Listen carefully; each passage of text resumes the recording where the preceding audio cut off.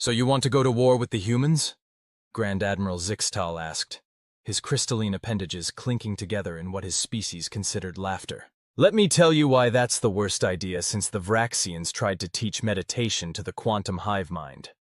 The young Commodore before him, Renthax, bristled his neural spines in annoyance. With all due respect, Admiral, they're a pre-FTL species confined to a single solar system. Their most advanced weapons are crude nuclear devices, and they still think cat videos are the peak of entertainment. Sit down, youngster. Zixtal gestured to the morphing chair beside his desk. Let me explain why the Galactic Empire has a single standing order regarding humanity. Don't. Just don't.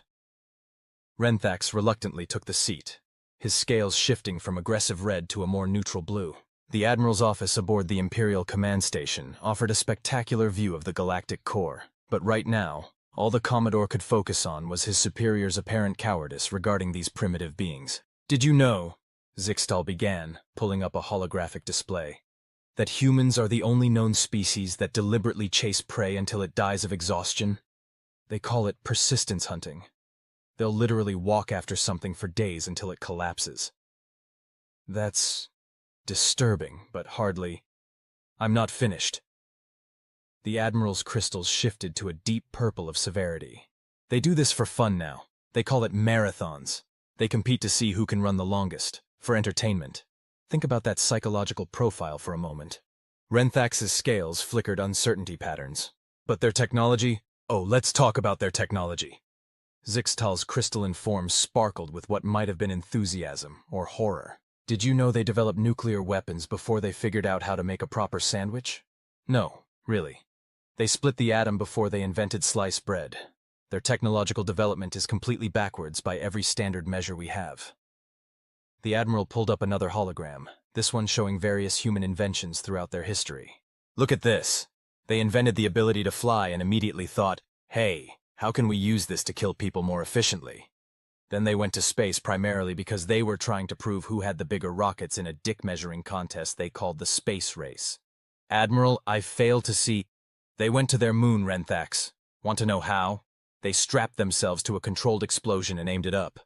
Their solution to space travel was essentially point bomb toward space, ride bomb. And it worked. Do you understand how terrifying that is? The Commodore's scales had shifted to a pale yellow of concern. But surely their primitive nature. Let me tell you a story, Zixtal interrupted, leaning forward. 3 cycles ago, we sent a stealth probe to observe their internet. You know what we found? They've already theorized most of our actual technology in something they call science fiction. They haven't built it yet, but they've imagined it. They're just waiting for their science to catch up with their dreams. And their dreams are scary as hell. The Admiral pulled up another display, this one showing human military history.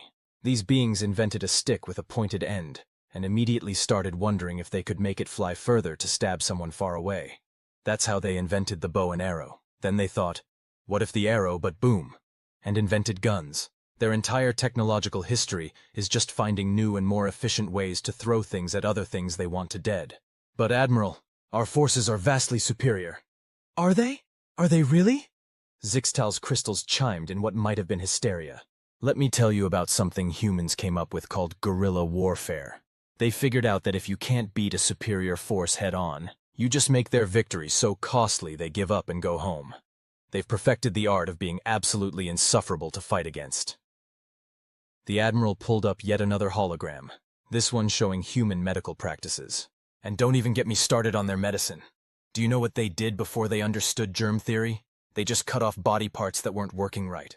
Something's infected? Cut it off. Tooth hurts? Yank it out. Their solution to a hole in the body was to sew it shut like a torn piece of clothing. And somehow, it worked well enough that they kept doing it.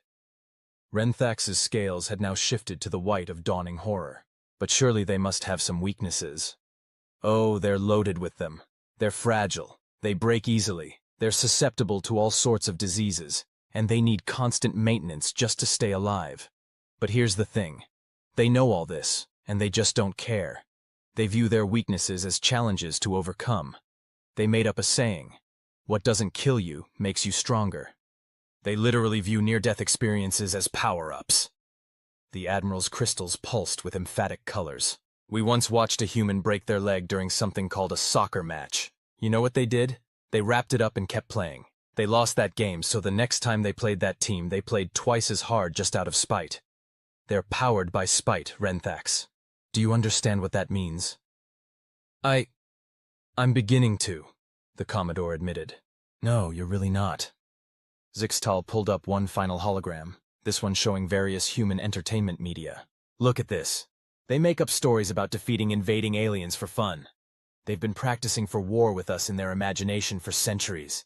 They have thousands of scenarios already worked out. And the scary part? In their stories, they always win. Always. Even if they lose, they eventually win. They've programmed themselves to believe victory is inevitable if they just keep fighting. The Admiral's crystals settled into a somber blue. And here's the worst part. They're adaptable. Incredibly, terrifyingly adaptable. They live on a death world with extreme temperature variations, multiple apex predators, and constant natural disasters. And they view this as normal. They can eat almost anything. They can survive in almost any environment. They're like a virus that thinks. But they're so primitive, Renthax protested weakly. Yes, and that's exactly why we leave them alone. Right now they're contained. They're too busy fighting among themselves to look outward. But if we give them a common enemy, Zixtal's crystals shuddered. They'll unite. And when humans unite, they accomplish terrifying things in terrifyingly short amounts of time. The Admiral pulled up one last document, the official Imperial policy regarding Earth. Look at this. We discovered them right as they were entering their atomic age. We watched them go from first flight to landing on their moon in less than 70 years. That's not natural. That's not normal. That's terrifying. But what could they possibly do to our empire? Renthax asked, though his scales had settled into the gray of resignation. Right now, probably not much. But remember what I said about their adaptability? Zixtal's crystals pulsed urgently. They reverse engineer everything they get their hands on. Everything. They took apart their own genes just to see how they work. Their scientists do things just to prove they can be done. They have a saying, "Hold my beer and watch this." Those words are usually followed by either a brilliant innovation or a spectacular disaster. And the truly terrifying part is that they learn from both outcomes equally well. The Admiral stood up, his crystalline form catching the light of the galactic core. So no, Commodore Renthax, we will not be going to war with the humans. We will continue our policy of non-intervention. We will watch, we will wait, and we will pray to whatever gods might exist that they never develop FTL travel before they mature as a species. And if they do develop FTL before they mature? Zixtal's crystals dimmed to almost black. Then we run. We run as fast and as far as we can, because a human saying, "Let's see what this button does," is the most terrifying phrase in the galaxy. The Commodore sat in silence for a long moment, his scales cycling through various colors of thought and emotion. Finally, they settled on the deep green of acceptance. I understand, Admiral. I'll withdraw my proposal for first contact immediately. Good. Zixtal's crystals lightened slightly. Oh, and one more thing. If you ever hear a human say, "I wonder if," evacuate the sector. Nothing good has ever followed those words in the history of their species.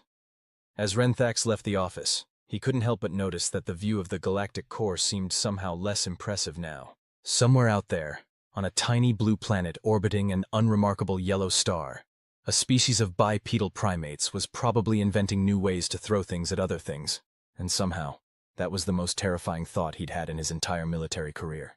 Meanwhile, on Earth, a human scientist looked at a failed experiment and said those fateful words. That's weird. The universe shuddered in anticipation. Did you really have to scare him that badly? First observer Catrix asked, materializing from her cloaked state in the corner of the Admiral's office. Zixtal's crystals chimed in genuine amusement.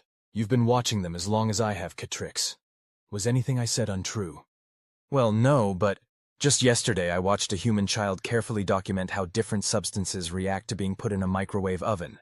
For fun. They filmed it for something called YouTube. Ah. Catrix's tentacles curled in understanding. Was this the same human child who tried to calculate how many hamsters it would take to power a small city? Yes. They're already working on sustainable hamster wheels. It's simultaneously brilliant and horrifying. They both turned to watch Earth through the quantum observation array. Somewhere in a suburban basement, a teenager was wondering if you could make a lightsaber with a modified plasma cutter. We really should warn the Proxima Centauri colony about them, K-Trix suggested. I did. They didn't believe me. Zixtal's crystals shifted to a shade of resigned amusement. They said I was being paranoid about a primitive species. Ah, they'll learn. Yes. The Admiral's crystals pulsed with what might have been pity. They certainly will. On Earth, a graduate student had just had an interesting thought about quantum entanglement in coffee makers. The universe held its breath. Admiral, we have a situation. K-Trix's tentacles were writhing in patterns that suggested extreme anxiety. Never a good sign for a species known for their emotional stability. Zixtal's crystals shifted from their usual calm blue to an interested purple. Don't tell me, someone ignored the warning about humans? Worse, K-Trix activated the holographic display. Remember that graduate student with the quantum-entangled coffee maker? The Admiral's crystals instantly darkened to a deep indigo of dread. Please tell me they didn't. They did. But that's not the worst part. The first observer pulled up a series of readings that made Zixtal's crystalline structure vibrate in horror. They accidentally created a quantum-linked caffeine delivery system. It works across theoretical space-time barriers. They invented FTL travel. Through coffee? Yes, and they don't even realize it yet. They're too busy trying to figure out why their coffee machine is serving drinks before they press the button. The Admiral's crystals began cycling through colors so rapidly it looked like a disco ball having an existential crisis. How? How do they keep doing this? They're supposed to be at least 3 centuries away from FTL capability. It gets better, K-Trix said, her tentacles curling in what might have been hysteria. You know how we've been carefully hiding our quantum communication network from them? Don't tell me. Their quantum coffee signals are piggybacking on our network. Every species connected to the galactic quantum net just received a perfectly brewed cup of what they're calling a venti caramel frappuccino with extra whip. Zixtal's crystals went completely transparent, the equivalent of a jaw drop in his species. They've weaponized coffee delivery? Not intentionally. They were just trying to solve the problem of coffee getting cold before they could drink it. But yes, they've essentially created a quantum coffee delivery system that violates several laws of physics. The hive mind is already addicted to something called a pumpkin spice latte. The Admiral collapsed into his morphing chair, his crystals dimming to a pale gray of resignation. How many species have received unexpected coffee? All of them. The High Council of the Zexthra received their delivery during a crucial peace negotiation. They were so impressed they immediately signed the treaty and demanded trading rights for more of this coffee substance. So what you're telling me, Zixtal said slowly, his crystals pulsing with each word, is that humans have accidentally discovered FTL technology, infiltrated our secure quantum network, and are now inadvertently conducting diplomatic relations through hot beverages. Essentially, yes. K-Trix's tentacles formed the pattern for universal irony. And here's the truly terrifying part. They're already trying to figure out how to add pizza delivery to the system. The Admiral's crystals shifted to the rare ultraviolet spectrum of pure panic. They're going to accidentally unite the galaxy through fast food, aren't they? It seems increasingly likely. The Vraxians are already demanding something called stuffed crust. Just then, another holographic alert popped up. K-Trix's tentacles went rigid as she read it. Oh no. What now? Remember that teenager with the plasma cutter who was trying to make a lightsaber? Please, no. They succeeded, sort of. They didn't make a lightsaber, but they did accidentally discover how to create stable plasma containment fields. They're using them to make, what are these called? Hover skateboards? The Admiral's crystals began vibrating at a frequency that suggested imminent structural failure. They discovered stable plasma containment, something we've been researching for centuries. Because a teenager wanted to recreate a weapon from a movie? Yes, and they're already selling the patents to toy companies. Zixtal turned to stare out at the galactic core, his crystals pulsing slowly in thought. K-Trix, do you remember when we first discovered humans? How we thought they were just another primitive species that would take millennia to reach spacefaring capability? To be fair, Admiral, most species don't discover revolutionary technologies through coffee machines and toy development. No, they don't. The Admiral's crystals shifted to a deep gold of revelation. And that's exactly why humans are so dangerous. They don't follow any logical progression of technological development. They don't wait to discover the underlying principles before building things. They just do stuff to see what happens. Like the time they invented superconductivity while trying to make better ice cream? Exactly like that. Zixtal's crystals pulsed with renewed purpose. We need to update the official policy on humanity. To what exactly? New standing order. If a human says, "Wouldn't it be cool if," followed by any suggestion involving food, toys, or consumer convenience, evacuate the sector immediately. They're about to accidentally revolutionize something. K-Trix's tentacles formed the pattern for amused agreement. Should we warn them that they've discovered FTL travel? Absolutely not. Right now, they think they've just invented really efficient coffee delivery. The moment they realize what they've actually done, the Admiral's crystals shuddered. Let's just hope they don't figure it out until after they've accidentally solved world peace through pizza delivery. Another alert popped up on the holographic display. K-Trix read it, and her tentacles went completely limp. Admiral, I don't want to know. That child with the hamster wheel power generation project? They just discovered zero-point energy. They're calling it hamster space, and they're trying to use it to make their gaming PC run faster. Zixtal's crystals briefly displayed every known color in the visible spectrum before settling on a resigned pink. Of course they are. Because why would humans discover unlimited energy through careful scientific research when they could do it trying to improve video game graphics? Should I update the council? Tell them. The Admiral paused, his crystals cycling through various decision-making colors. Tell them that humanity has developed quantum beverage technology and zero-point gaming systems, and that we should probably start preparing trade agreements before they accidentally discover interdimensional travel while trying to make their Wi-Fi faster. As if on cue, another alert appeared. Both aliens stared at it in silence for a long moment. Don't tell me, Zixtal said, his crystals dimming preemptively. Someone on Earth just said, I wonder if... Worse. K-Trix's tentacles formed the pattern for cosmic irony. Someone just asked their virtual assistant why their Wi-Fi is so slow in different dimensions. The Admiral's crystals went completely black. Evacuate the sector. Now. Meanwhile on Earth, a frustrated teenager was wondering why their room had suddenly developed extraspatial dimensions while they were trying to improve their internet connection. The universe didn't just shudder, it began taking notes. In the depths of space, the quantum network hummed with unexpected coffee deliveries, while somewhere in the high council chambers, the most powerful beings in the galaxy were arguing about pizza toppings.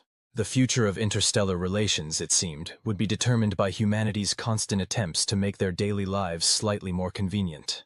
And somehow, that was both more terrifying and more hopeful than any scenario the Galactic Empire had ever prepared for. You know what's really going to bake their noodles? K-Trix said as they watched Earth through the quantum observation array. When they realized they invented teleportation last week while trying to figure out why their food delivery was always cold. Zixtal's crystals pulsed in what might have been a sigh. Just don't tell them. Let them figure it out on their own. Preferably after we've finished updating our defense protocols against accidentally revolutionary human convenience technology. On Earth, a bored office worker wondered if they could train their new quantum coffee maker to deliver donuts too. The fabric of space-time braced itself for another accidental paradigm shift. Emergency Council Session Protocol initiated, the quantum network announced, its usual calm tones somehow managing to convey panic. Grand Admiral Zixtal materialized in the High Council chamber alongside representatives from every major galactic civilization. His crystals immediately registered that something was very, very wrong. The hive mind was stress-eating quantum-delivered churros. Status report, demanded High Counselor Vexna, her energy form flickering with barely contained anxiety. First observer K-Trix's tentacles formed the pattern for universal facepalm before she began. Remember how we were worried humans would accidentally discover interdimensional travel while trying to fix their Wi-Fi? A collective groan echoed through the chamber. Well, good news, they didn't. K-Trix's tentacles twisted in what could only be described as painful amusement. Instead, they discovered it while trying to figure out why their streaming services were buffering during thunderstorms. How? The hive mind asked through a mouthful of cinnamon sugar-coated fried dough. How do they keep doing this? Apparently, K-Trix continued, her tentacles dancing with incredulity. A teenager was frustrated that their favorite show kept buffering during bad weather. They wondered if they could just grab the signal from a dimension where it wasn't raining. Zixtal's crystals pulsed in horrified understanding. Please tell me they didn't. They did. They created what they're calling a weather dodge streaming proxy. It automatically pulls entertainment signals from parallel dimensions where the weather isn't interfering with reception. The High Council chamber erupted in chaos. The Vraxians began stress meditating, the energy beings started stress glowing, and the hive mind ordered another round of churros. But that's not even the worst part, Catrix added, her tentacles now forming shapes that didn't even exist in normal geometry. How could it possibly get worse? Vexna demanded. They're using it to... Catrix's tentacles trembled. They're using interdimensional travel to avoid streaming service regional restrictions. The silence that followed was so profound it actually created a temporary vacuum in the council chamber. They discovered one of the fundamental secrets of the universe, Zixtal said slowly, his crystals cycling through colors of disbelief. So they could watch shows that aren't available in their region? Yes, and they're charging $5.99 a month for the service. The hive mind choked on its churro. Current subscriber count is approaching 1 billion, Catrix added. They're calling it Netflix VPN Plus Ultra. The Ultra was added because, and I quote, it sounds cooler. High Counselor Vexna's energy form flickered in what might have been a stroke. Are you telling me humans have monetized interdimensional travel as a streaming service add-on? To be fair, Catrix's tentacles formed the pattern for silver lining. They still don't realize it's actual interdimensional travel. They think they've just created really good proxy servers. Although... Her tentacles squirmed uncomfortably. Although what? The entire council asked in unison. Some users are reporting that they're getting show endings from parallel dimensions where the writers made different choices. There's currently a massive online debate about whether the ending of something called Game of Thrones was better in Universe B or Universe C. Zixtal's crystals went so pale they were almost invisible. They're accidentally accessing parallel timelines for entertainment purposes?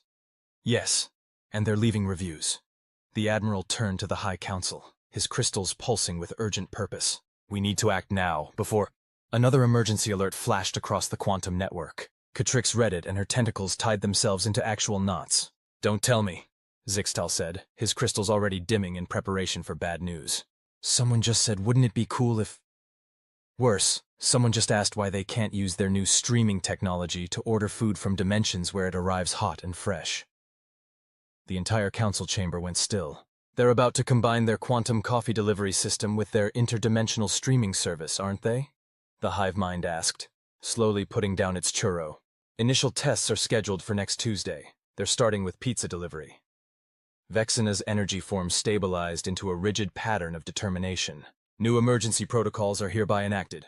All civilizations are to immediately prepare for the possibility that humans are about to create an interdimensional food delivery service. Should we stop them? Someone asked. Are you volunteering to be the one to tell humans they can't have hot pizza delivered from any dimension they want? Catrix's tentacles formed the pattern for rhetorical question. The silence was answer enough. Besides, Zixtal added, his crystals showing hints of amusement. They're about to solve faster-than-light food delivery across infinite dimensions, and their primary concern is whether they can get stuffed crust pizza from Universe J, where apparently they never discontinued the P-zone. How are they paying for cross-dimensional purchases? The hive mind asked, suddenly curious.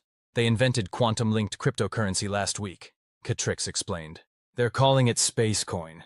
It's already replaced credits as the dominant currency in 3 sectors. They invented interdimensional currency? Vexna's energy form flickered in disbelief. No, they invented a way to buy pizza and stream movies from parallel universes. The interdimensional currency was just a side effect. They still think it's just really good encryption. Zixtal's crystals suddenly shifted to alert red. Wait, if they're accessing parallel dimensions for entertainment and food delivery... Oh no. Catrix's tentacles went rigid. What? The council demanded. Has anyone checked if they've tried to use this technology to improve their gaming experience? Another alert flashed across the quantum network. Catrix read it and her tentacles immediately attempted to escape the room. They just launched something called Steam Infinity, she reported. It lets players access games from parallel dimensions where different development choices were made. They're currently review-bombing Universe E's version of Cyberpunk 2077. The Admiral's crystals began displaying colors that weren't supposed to exist in this dimension. They're critiquing parallel universe video games? The review system includes a dimensional stability rating and a parallel universe lag score. The High Council chamber erupted in another round of chaos. The Vraxians began comfort knitting with quantum strings. The energy beings started stress dividing, and the hive mind ordered pizza from 6 different dimensions. "New standing order," Vexna declared, her energy form pulsating with authority. "All civilizations are to immediately begin preparing for the possibility that humans are about to accidentally discover the unified theory of everything, while trying to reduce lag in online gaming." "Too late," K-Trix's tentacles spelled out. "Someone just posted on their Reddit, asking why their new gaming VPN is showing them advertisements from before the Big Bang." Zixtal's crystals went completely dark. They've figured out time travel through targeted advertising? No, but they're complaining about the load times. Meanwhile, on Earth, a frustrated gamer was wondering why their new interdimensional ad blocker was showing them pop-ups in languages that hadn't been invented yet. In a parallel universe, someone was leaving a 1-star review for a pizza that wouldn't be invented for another 3 centuries. And in the High Council chamber, the most powerful beings in the galaxy were coming to terms with the fact that humanity's quest for convenient entertainment and fast food delivery was about to revolutionize the fundamental nature of reality itself. "Should we tell them?" someone finally asked. "Tell them what?" Zixtal replied, his crystals showing the color of cosmic irony. "That they've invented interdimensional travel, time manipulation, and possibly discovered the secrets of creation itself, all because they were tired of waiting for pizza and Netflix to buffer. "They'll figure it out eventually," Catrix added. "Probably when someone tries to use their game streaming service to play Half-Life 3 from a dimension where it was actually released." The universe, meanwhile, had given up on trying to maintain a coherent timeline, and was seriously considering getting into the pizza delivery business itself. After all, if you can't beat them, join them. Preferably with extra cheese and infinite dimensional breadsticks. "Code Rainbow," Catrix's tentacles spelled out as she materialized in Zixtal's office. "We have a code rainbow." The Admiral's crystals immediately shifted through every known color in the spectrum, including 3 that weren't supposed to exist yet. "There is no code rainbow. We've never needed a code rainbow. What could possibly— Humans have discovered the multiverse chat function." Zixtal's crystals went completely black. "The what?" "Remember how they were using interdimensional technology to stream entertainment and deliver food?" Catrix's tentacles twisted into shapes that suggested existential panic. "Well, someone got tired of waiting for customer service responses and figured out how to submit complaints to every dimension simultaneously. That doesn't sound too— They created a universal help desk ticket system that transcends space, time, and reality itself. They're calling it Karen's Law. The principle that if you complain to enough parallel universes, you'll eventually get a satisfactory response." The Admiral's crystals began vibrating at frequencies that threatened to shatter reality. "They've weaponized customer service complaints across the multiverse? It gets worse." Catrix's tentacles formed the pattern for Universal Facepalm 2.0. Someone realized they could use the same system to ask for tech support from dimensions where the problems had already been solved. Oh no. Oh yes. They're calling it Stack Overflow Infinity. Users can now get debugging help from every possible version of themselves who already fixed the issue. They've reduced the average time to solve programming problems from hours to microseconds. Zixtal's crystals pulsed in horror. They're accelerating their technological development by crowdsourcing solutions from infinite parallel dimensions? That's not even the worst part. Catrix's tentacles tied themselves into quantum knots. Someone got angry about a bad review on their interdimensional food delivery service and created what they're calling a universal response system. Please tell me they didn't. They did. They invented multidimensional social media. They're calling it Multiverse Twitter, or MVT for short. Users can now argue with infinite versions of themselves about whether pineapple belongs on pizza across all possible realities. The Admiral's crystals displayed colors that suggested an incoming migraine. How bad is it? Catrix activated the holographic display. Streams of cross-dimensional data flooded the room. The hive mind is already addicted to something called multiverse TikTok. They've been watching dance challenges from dimensions where everyone has tentacles. And the High Council? Currently engaged in a heated debate across 17 dimensions about whether Universe C's version of Friends is the superior timeline.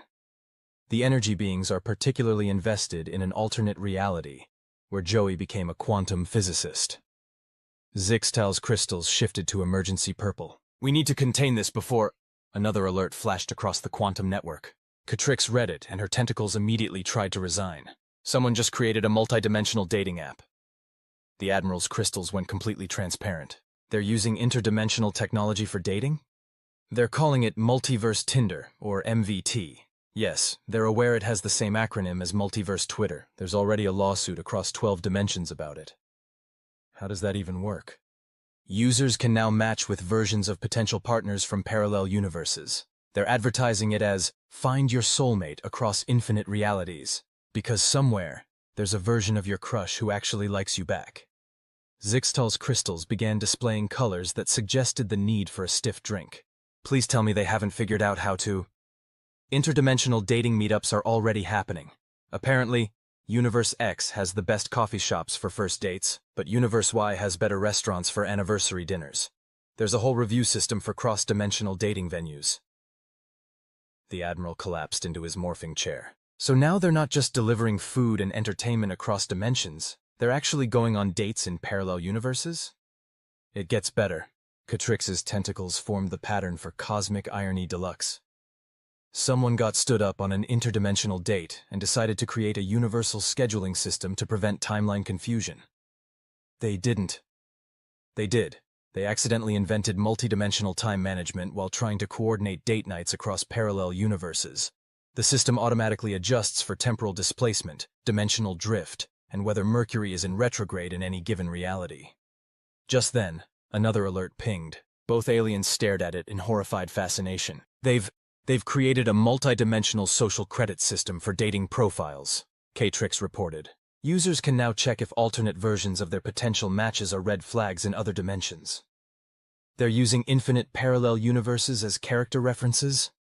Yes, and they've gamified it.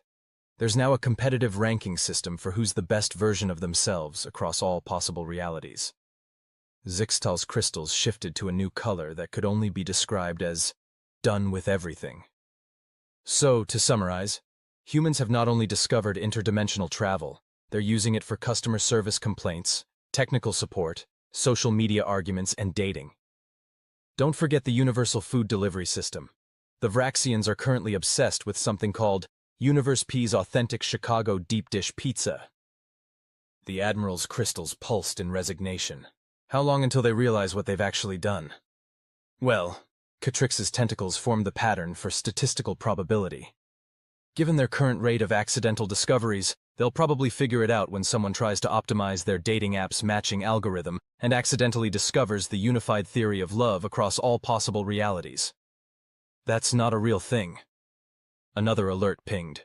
Correction, Catrix's tentacles spelled out. Someone just published a paper titled Quantum Entanglement and Romance, a cross-dimensional study of why you're still single in every universe. Zixtal's crystals briefly displayed a color that shouldn't have been possible in this dimension. They've turned their relationship problems into a field of quantum physics? The paper has already been peer-reviewed by infinite parallel versions of the author's ex-partners. Meanwhile, on Earth, a lonely programmer was wondering why their dating app was showing matches from before the Big Bang, while in another dimension, someone was leaving a bad review for a first date that technically wouldn't happen for another million years. The universe, having given up on maintaining any semblance of order, was seriously considering creating a dating profile of its own. After all, with infinite parallel realities now connected through humanity's desire for love, food, and entertainment, maybe it was time to put itself out there.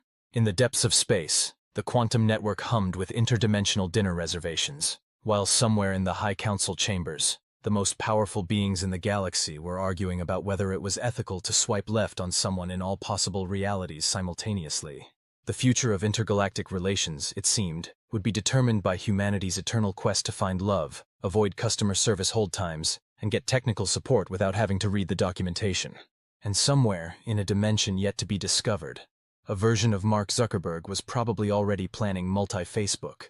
Because if there's one thing humans excel at, it's finding new ways to complicate their social lives across the entire space-time continuum. The end.